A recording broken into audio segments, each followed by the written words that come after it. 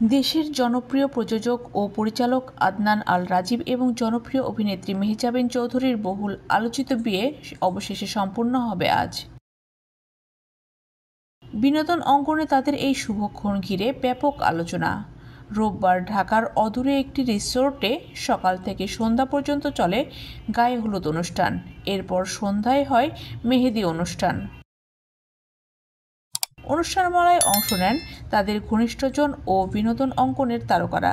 এই আয়োজনে উপস্থিত ছিলেন নুসরাত ইমরোজ তিশা, রেদওয়ান রনি, সিয়াম আহমেদ, সাবিলা নূর, এলিটা করিম, আশফাক নিপুণ, সাদিয়া আইমান, রায়হান রাফি, তমা মির্জা, নঈম ইমতিয়াজ নিয়ামল, মোস্তফা কামাল রাজ, জোফার রহমান সহ আরও অনেকে।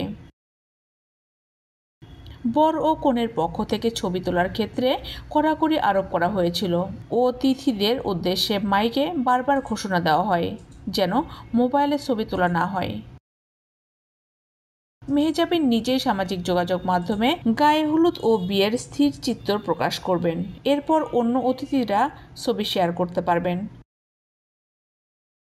বিয়ের আমন্ত্রণপত্রে লেখা ছিল, মহিউদ্দিন চৌধুরী ও গাজালা চৌধুরীর কন্যা মেহজাবিন চৌধুরীর সাথে বাশিদুল আলম ও সাবেকুন নাহারের পুত্র আদনান আল রাজীবের শুভ বিবাহে আপনাকে সাদরে আমন্ত্রণ জানানো হচ্ছে।